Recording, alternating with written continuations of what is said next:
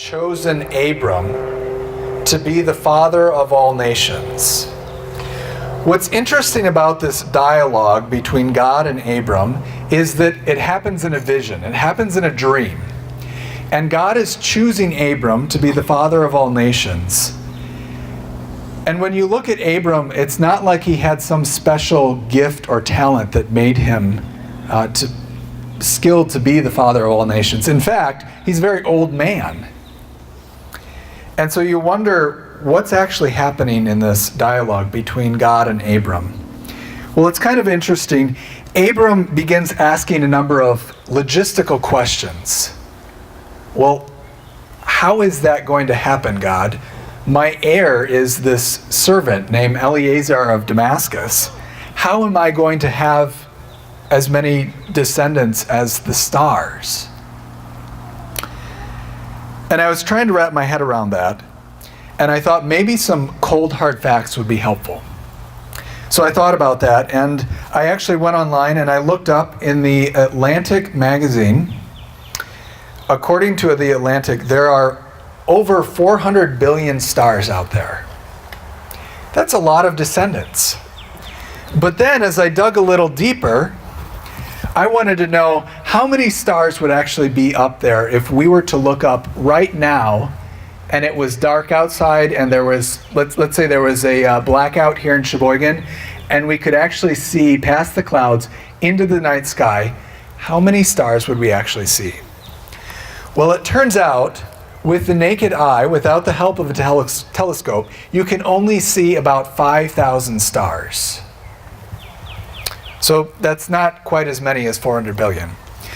But then if you think about the Earth, you can actually only see about 2,500 stars because the Earth blocks about half of those stars. So if we were to look up at the night sky and there was no night pollution or anything like that, the best we could see is 2,500. Well, that's not very many descendants, is it? So then I reflected and I thought, well, that was time well spent researching on nothing. But the more I thought about it, it reminded me of some of the relationships that we have with God. When you think about Abram, God's telling him this promise that he's going to have so many descendants, and yet he doesn't really have any of the logistics in place. He doesn't really know how this is actually going to happen. And you might say that the relationship with God is kind of complicated. Much like our own relationships with God might also be complicated.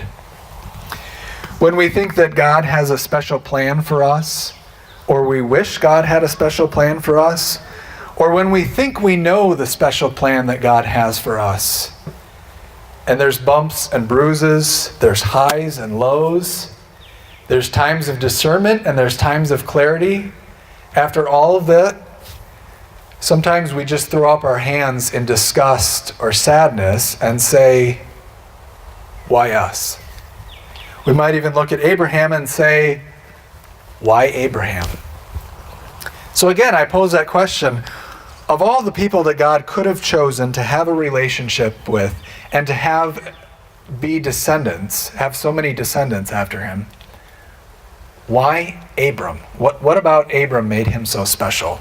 Well, the text doesn't indicate anything particularly special about Abram throughout the reading of Genesis. In fact, it goes so far as to indicate that he's a normal, everyday person just like you and I. And yet God chose Abram to be the descendant of all the nations. Martin Luther, in his commentary on Genesis, was just as puzzled as we are why God chose Abram. Of all the people that God could have chosen, why did he choose Abram? And for Luther, that wasn't so much the question. The question rather was, why do we have so many bumps and bruises along the way? Why can faith be so difficult at times? Luther didn't have an answer. But he did say what was special about this story was that Abram served as an example of those ups and downs moments of life, those moments of life when we want clarity and we don't have it.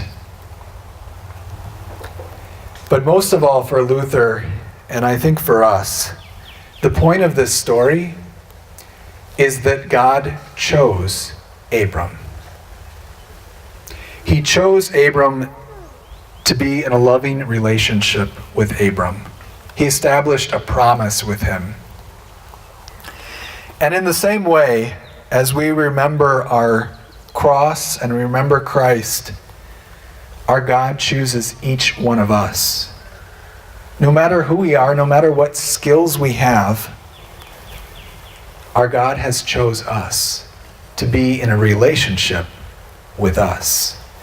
And so as we encounter those ups and down moments of life, as we encounter that God who's not always very clear, as we think about our complicated relationship with God, we know that in the end, our God has chosen us. Amen.